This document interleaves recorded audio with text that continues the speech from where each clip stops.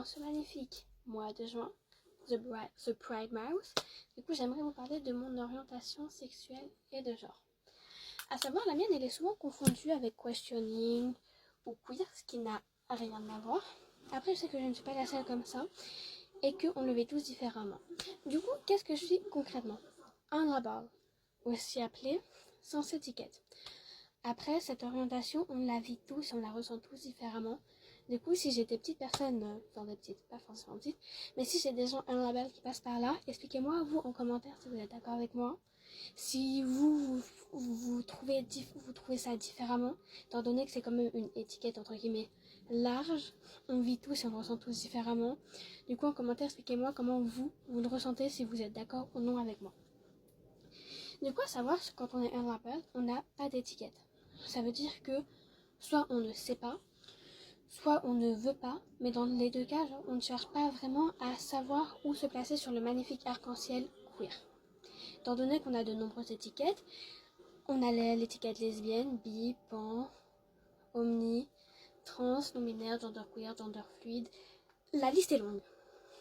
Et certaines personnes ne se sentent pas forcément bien dans ces étiquettes et vont être en mode en fait je me sens pas dans ces étiquettes et je préfère ne pas en avoir parce que trop compliqué d'avoir une étiquette. Du coup on a la catégorie sans étiquette qui accepte tout le monde, que ce soit dans le genre ou dans la sexualité. C'est coucou, je veux pas avoir d'étiquette, je préfère vivre ma vie et on t'accepte parce que c'est libre. Ce qui est aussi assez intéressant, c'est que du coup tu peux enchaîner. Pour une meuf, tu peux enchaîner les meufs, mais ne pas avoir envie de te placer. Enchaîner les mecs, ne pas avoir envie de te placer. Passer de meuf à mec à non-binaire et ne pas avoir envie de te placer. Du coup, tu peux être ce que tu veux dans un label. Juste, tu n'as pas envie d'avoir une étiquette où il y a marqué « je suis comme ça ». Parce que soit ça ne t'intéresse pas, soit tu ne veux pas et ça n'a pas d'intérêt d'avoir une étiquette. Après, ça c'est mon point de vue. Parce qu'on a tous des points de vue différents. Certaines personnes vont préférer avoir une étiquette. Et du coup, passer d'une étiquette à une autre en changeant assez souvent parce qu'ils ne savent pas, ils aiment bien. Du coup, avoir une étiquette sûre sur eux en mode, au moins ça, les gens, ils vont comprendre. Moi, j'aime bien ce côté de, au pire, on s'en fiche. Au pire, on aime et c'est le plus important. Du coup, dans cette catégorie, un label, on a le genre et la sexualité. C'est pris séparément ou pris ensemble, comme les gens le veulent. Pour ma part, c'est pris ensemble. Il y en a certains, c'est pris séparément. Like you want, it's your life, and you are so beautiful. Étant donné que du coup cette catégorie de un label, on n'en parle pas souvent, rien que quand tu cherches un drapeau, il faut aller sur des sites queer spécialisés pour avoir un drapeau, un label pour l'acheter. Du coup j'en ai actuellement pas chez moi, mais j'ai demandé à une amie de me l'acheter. Donc bon, je vais potentiellement en avoir un dans pas longtemps. Mais du coup cette catégorie de un label, elle est très peu connue et souvent ignorée et on en rigole souvent dessus, alors que ça reste quand même une catégorie relativement intéressante et utile à savoir, parce que du coup certains ne vont pas savoir, vont être en mode bah, j'ai pas envie de me placer, genre j'aime, j'ai pas envie de me placer, je suis comme je suis, j'ai pas envie de me placer dans une catégorie de genre, dans une catégorie de sexualité, et la société va être en mode faut que tu te places, faut que tu puisses t'expliquer, et du coup ils vont aller dans des trucs qui parfois ne leur correspondent pas, mais ils vont le prendre, s'y habituer et y correspondre. Alors qu'on a une catégorie qui est spéciale, faite pour ceux qui ne ressentent pas cette envie de se placer, qui veulent juste vivre sans avoir à expliquer à tout le monde, bah, je suis lesbienne, j'aime que les meufs, nanana. Tu peux juste arriver et dire, moi j'aime, je sais pas si j'aime qu'un seul genre, je ne sais pas si j'aime plusieurs genres. Tout ce que je sais, c'est que j'aime, c'est le plus important. Ou alors, je ne sais pas si je suis une fille, je ne sais pas si je suis un garçon. Je me sens pas dans les catégories de genre habituelles, mais tout ce que je sais, c'est que je me sens pas dans un code binaire. Et je préfère être dans un code qui m'appartient à moi. Et du coup, je préfère ne pas avoir d'étiquette sur mon genre qu'avoir une étiquette qui ne me correspond pas. Du coup, cette catégorie un label, elle est réellement flexible. On peut la prendre dans tous les sens. La raison pour laquelle j'ai dit qu'on la vivait tous différemment, c'est parce que du coup, on est nombreux à venir juste parce qu'on n'a pas vraiment envie de se placer. Ça peut être sur le genre ou la sexualité. Et du coup, dans tous les cas, bah, on la vit comme nous on veut, comme nous on chante. Et que même si on n'enchaîne que des meufs dans notre relation, qu'on enchaîne meuf, mec, non-binaire, qu'on ne sache pas où se placer sur un code non-binaire ou un code binaire du genre, je sens tous les matheux qui vont arriver en mode « Comment ça, code binaire, code non-binaire ?» Les matheux, on s'en fiche. Ça va me faire rire si j'en ai par contre. Si j'en ai, je vais me taper une barre. Mais j'ai dérivé. Mais du coup, c'est assez intéressant du coup de voir à quel point on a des catégories pour tout le monde et aussi des catégories pour des gens qui ne veulent pas être dans les catégories habituelles. Et c'est ce qui est intéressant du coup avec un label, c'est que du coup, on accueille tout le monde et t'es pas obligé de savoir. Juste, tu peux ne pas savoir et être en mode je n'ai pas envie d'avoir d'étiquette. Alors que être en questioning, tu vas avoir une étiquette et tu réfléchis. Et être queer, tu sais que tu es dans la communauté et tu vas avoir une étiquette, mais tu t'en fiches un petit peu de laquelle étiquette et tu es juste en mode coucou, moi je suis queer, moi ça me va.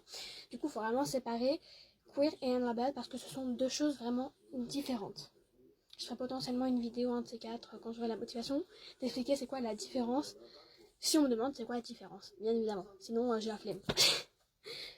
Bref, bisous, je vous love et j'espère que j'ai aidé certaines personnes à savoir si elles sont un label ou si elles ont réellement envie de se placer dans une orientation sexuelle ou de genre.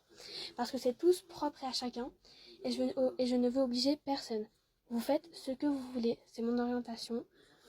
Moi, je la vis comme j'ai envie, vous la vivez comme vous voulez. Et je suis pas en train de dire que avoir une étiquette c'est nul. Je dis juste que moi, je préfère ne pas en avoir et qu'on en ait eu, qu'on en ait une, qu'on en ait pas.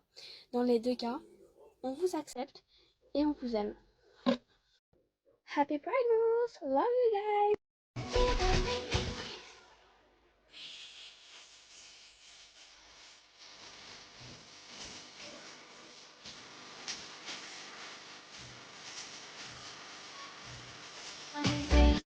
Hello, je m'appelle Ellie, j'ai 22 ans, je suis sobre à l'école depuis 11 jours, sobre de cannabis depuis 26 et je suis aussi borderline et aujourd'hui je vais vous dire comment j'ai été diagnostiquée. Alors, j'étais hospitalisée en clinique psychiatrique, donc ici, de mes 17 à 18 ans et j'ai vu deux psychiatres et le deuxième et tout, il était en mode de suspicion borderline et tout, machin, voilà, mais il a jamais voulu mettre les termes, ce qui m'énervait fortement parce que j'étais majeure, donc on pouvait me diagnostiquer. Il me saoulait, il me pétait les couilles. Plus le temps passait, plus ce psychiatre, je pouvais plus me le voir. Donc je change de psychiatre. Elle est un peu catastrophique, mais franchement, ça passe et tout. Et du coup, je vais à un CMP voir un autre psychiatre, je ne sais plus pourquoi. Alors, de 2022 à 2020, début 2025, j'étais une grosse tox. Je fumais matin, soir, nuit, tout le temps. Donc en fait, je me souviens très très peu de ces années-là. Et en gros, du coup, apparemment, d'après ma mère, je l'ai rencontré.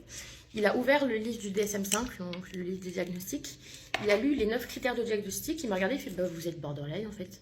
Et du coup, apparemment, j'étais trop contente. J'étais en mode ok, du coup, ça veut dire que je peux avoir un papier qui écrit que je suis borderline et tout. Il m'avait dit oui, oui, oui. Aucun souvenir, vraiment aucun souvenir. Donc c'est comme ça que j'ai été diagnostiquée. D'ailleurs, je l'ai revue il y a pas longtemps parce que ma psychiatre, je vous avais dit qu'elle était ok et tout. Elle est pas ok du tout, une grosse pute. Pardon, si. Ben, elle a pas de TikTok, on s'en branle. Grosse pute. Et du coup, j'ai cherché un nouveau psychiatre. Du coup, je suis retournée le voir. Et en gros, il vient me voir et tout. Et je fais oui, je suis là pour voir le docteur BM. Il fait c'est moi. Je fais ah, ok. Je ne savais plus à quoi vous ressembliez. Et du coup, il me dit non, c'était vu pourquoi. Et je lui dis bah, j'en ai aucune idée. J'étais tellement fonce-dé que. Voilà. Il était en mode c'est pas grave. Et du coup, après, il parle à ma mère et tout. Il dit elle était tellement fonce-dé, elle se souvient pas de moi. Ma mère, elle rigole. Enfin, bref. Donc, c'est comme ça que j'avais été diagnostiquée borderline. Mais ça a pris bien 3 ans ou 4 ans à bien me faire chier, à forcer et tout. Je suis d'accord qu'il faut attendre que le cerveau il soit développé et tout, mais ça pète les couilles quand même. Genre, en mode, tu ressens des trucs, tu peux pas encore poser des mots sur ça, donc l'attente est horrible en fait. Donc, je suis d'accord pour attendre, c'est ce qu'il faut faire, mais ça pète les couilles quand c'est toi, tu vois. Quand t'es borderline en fait. Donc, bref, voilà comment j'ai été diagnostiquée. Vous m'avez demandé comment j'étais sûre que les hommes que j'ai pu fréquenter ou dater n'étaient pas les personnes faites pour moi et pas l'homme de ma vie, du coup. Je vais vous répondre. C'est tout simple. Je pense que si un jour je devais rencontrer l'homme de ma vie, je le saurais parce que ce sera une personne qui me délivrera de ma souffrance. Vous allez me dire, c'est trop bizarre et trop glauque. Je vous assure que c'est trop vrai. J'ai beau sourire tout le temps et en vrai, genre je kiffe ma vie, je suis hyper drôle. Non, sérieusement. Je sors qu'avec des personnes, où je fréquente que des personnes, où tout est toxique. Et je pense que le jour où je n'insulterai pas un homme, ce sera peut-être le bon. À l'heure d'aujourd'hui, mon langage de l'amour, c'est limite d'insulter. Vraiment, je rigole pas. La La dernière personne que j'ai fréquentée, je le détestais tellement que mon dernier rapport, le truc qui alimentait mon plaisir, c'était de lui dire que je le déteste et l'insulter. Vous allez me dire, mais elle est folle. Oui, oui. J'ai un caractère de merde et je me suis toujours dit, je me disais tout le temps ça. Je me disais, il fallait que je trouve quelqu'un qui me tienne tête. Vraiment, je disais tout le temps ça parce que j'avais l'impression d'être le problème et d'avoir un trop fort caractère. Parce que c'est vrai que je suis quelqu'un qui dit tout ce qu'elle pense. J'ai toujours été très dure et je suis perfectionniste et je me contente jamais de ce que j'ai. Donc je veux toujours plus. Et je me suis dit, le jour où je rencontre quelqu'un, c'est quelqu'un qui va me rendre meilleur, qui va vouloir être meilleur et on va devenir des bêtes ensemble en fait. Et je me suis dit, il faut que c'est quelqu'un, il baisse pas les yeux, il a un caractère, il m'envoie chier. Parce que moi, j'envoie chier et la plupart des hommes que j'ai fréquentés malheureusement, c'est toujours moi qui ai la répartie qu'ils n'ont pas, tu vois. Parce que j'ai vraiment, c'est même pas que je suis mal éduquée parce que j'ai été très bien éduquée par ma mère. Mais dès qu'il y a un homme dans ma vie, en fait, je pense que j'ai toutes les barrières de mon passé, peut-être, je sais pas, qui font que je suis odieuse, je suis horrible, je suis méchante. Quand j'aime bien, je tacle, je suis horrible. Vraiment, je suis horrible, je suis une personne horrible. Je saurais pas vous dire, tout ce qui m'alimente, c'est la souffrance. J'ai avancé dans la souffrance, j'ai grandi dans la souffrance en ayant l'habitude qu'en fait, c'est la souffrance qui te fait monter. Et moi, comme je veux monter très haut, et bah, je me fais souffrir. Et me dites pas, oui, mais le jour où l'homme, il te fait plus souffrir, ça t'alimente plus. Non, parce qu'en fait, il y a toujours un moyen de se faire souffrir. Moi, au lieu de dire je t'aime, je dis je t'emmerde. Voilà. J'ai passé 2 ans à dire je t'emmerde au directeur. Ça a toujours été comme ça. Ça a toujours été, je cherche l'embrouille, je te fais fuir, je suis méchante, je suis une personne odieuse. Et après, je demande d'être aimée, moi. et malheureusement, je vais choisir des personnes toxiques. Donc, ils adorent ma personnalité d'être une grosse connasse. Et moi, je me suis dit, c'est ça qu'il me faut dans ma vie. C'est une personne qui baisse pas les yeux et qui me dit, vas-y, ferme ta gueule là, tu me saoules. Sauf qu'en fait, non. J'ai compris une chose, c'est que c'est pas ça l'amour. J'ai toujours cru que c'était ça et que que je suis toxique et que c'est comme ça. Je suis cette personne qui a besoin de souffrance, j'ai toujours avancé comme ça. Pour prendre mon pied, il faut que je pense à des trucs choquants. Je suis hyper glauque comme meuf. Tout ce qui peut me stimuler dans la vie, c'est la souffrance. Tout ce qui peut me faire du bien, c'est la souffrance. C'est hyper bizarre. Mais je suis comme ça et je pensais que ça serait comme ça toute ma vie. Et je me dis qu'en fait, non. Je dois pas trouver un homme qui doit être prêt à affronter la souffrance, mais plutôt un homme qui va être là pour m'apaiser. C'est vrai que je pense qu'en fait, si j'ai toujours pas trouvé à l'heure d'aujourd'hui, c'est parce que je me suis focalisée à trouver quelqu'un qui pourrait être pire que moi. Pour être sûre de pas le tuer, de pas le déchirer et qu'il reparte en dépression. Non, j'ai toujours cherché quelqu'un d'aussi mauvais que moi et non en amour. Mauvais en amour. Et non quelqu'un de bon. Et je pense que le jour où j'aurai vraiment trouvé quelqu'un,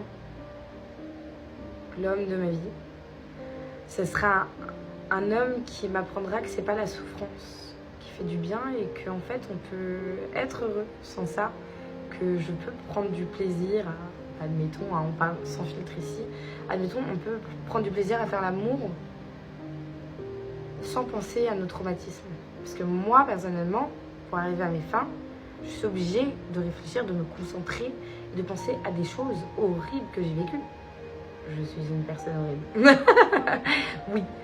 Mais je fonctionne comme ça. Et je me dis peut-être qu'un jour, si j'arrive à faire l'amour, entre guillemets, avec un homme, juste en aimant le faire et en pensant à l'instant présent avec lui, et non en réfléchissant à des trucs du passé, bah peut-être que là, ça sera bon signe. Si cet homme arrive à me... C'est quoi le truc que j'ai vu? Impressionnant. J'ai vu de la fumée sortir de ma fenêtre. Ça doit être des travaux. Si je vois un homme, en fait, je sais pas comment vous expliquer, mais qui me rassure, qui me protège, et en fait, bah, si un jour je m'énerve, qu'il soit pas là en mode vas-y, calme-toi, ou je sais pas quoi, qui sera plus là en mode t'as besoin de t'exprimer, vas-y. Viens, on parle. On m'appelle les choses, ok, et qui me répond de façon intelligente et non. En fait, c'est comme ça que moi j'apprends. Si tu fais un truc, j'apprends et je deviens... Et c'est pour ça que je deviens de pire en pire avec les années, parce que je choisis de pire en pire. Mais en même temps, je peux devenir meilleur. Le directeur, il m'avait appris à me faire énormément désirer, et de celui qui tient le plus longtemps sans répondre par message à gagner. Et on pouvait passer des 2 semaines sans se parler. Et moi, je tiens. Moi, tu m'as remis 2 heures, je t'en mets un de 4 heures. Voilà, j'étais comme ça. Et la dernière personne que j'ai fréquentée m'a appris que bah non, si t'es sur ton téléphone, tu peux me répondre, t'es pas obligé de te faire désirer. Et en fait, au début, lui, il me répondait. Moi, j'attendais 2, 3, 4 heures. Et lui, il me répondait dans la même seconde. Et je me disais, mais c'est pas possible, il se fait pas désirer, le mec, mais c'est qui, lui Et moi, je l'attendais. Et en fait, au fur et à mesure, il m'a enlevé cette barrière. Et du coup, j'ai appris que bah, si je suis sur mon téléphone, je peux te répondre. Et du coup, j'ai arrêté de me faire désirer. Et en fait, c'est plein de petits trucs comme ça où on apprend le bon et le mauvais. Bon, le mec là, vous faites pas d'espoir parce qu'il est très toxique comme moi. Et du coup, bah, ça ne fonctionne pas. Ça ne fonctionne pas. Et en fait, j'y ai compris que c'est pas lui qu'il me faut. Il me faut certains bouts qui étaient bons de lui. Parce qu'en fait, j'ai bien aimé les morceaux de bon qu'il y avait en lui. Et je me dis, en fait, il me faudrait quelqu'un comme ça, de bon. En fait, je demande pas à avoir un homme à tout faire, parce que en fait, s'il sait pas faire, bah moi, soit je sais faire, soit on apprend ensemble, il n'y a pas de problème. Moi, ce que je veux, c'est juste un homme qui me délivre de ma souffrance et qui me montre qu'on peut être heureux sans souffrir.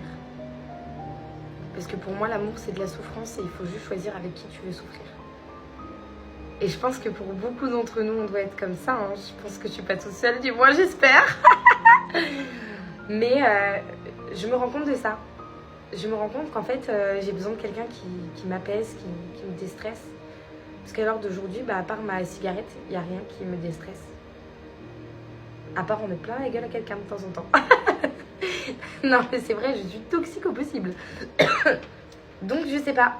Je pense que c'est ça. Peut-être que je me trompe, hein. Peut-être que j'ai besoin de quelqu'un de toxique qui va me dire de fermer ma bouche. Mais j'ai déjà testé plein de relations comme ça et en fait, ça ne marche pas du tout. Ça m'a pas rendue plus heureuse. Au contraire, ça m'a juste appris à me battre seule à chaque fois et être en compétition au lieu d'être dans le même panier et se battre ensemble. Et en fait, aujourd'hui, je recherche quelqu'un qui m'apporte ça, la stabilité, le confort, la sécurité, la protection. Et qu'en fait, on puisse se battre ensemble et non l'un contre l'autre. C'est beau ce que je viens de dire. J'aurais été un homme, j'aurais été un vrai charreau. Vous voyez, c'est ça mon problème, je suis toxique. Mais j'espère qu'un jour bah, je le serai plus et que je trouverai les chaussures à mon pied. En tout cas, mon bronzage est magnifique. Je me trouve trop belle. Je suis horrible, allez, j'arrête. Si tu manges du lapin, tu n'aimes pas les lapins. Si tu manges du bœuf, tu n'aimes pas les vaches. Si tu manges du jambon, tu n'aimes pas les cochons. Si tu manges des cuisses de poulet, tu n'aimes pas les poulets. Si tu manges du cheval, tu n'aimes pas le cheval. Enfin, tu n'aimes pas les chevaux. Si tu manges du poisson, tu n'aimes pas les poissons. Vous savez, Cooper, on peut perdre beaucoup d'argent en courant après une femme, mais on ne perdra jamais une femme en courant après l'argent.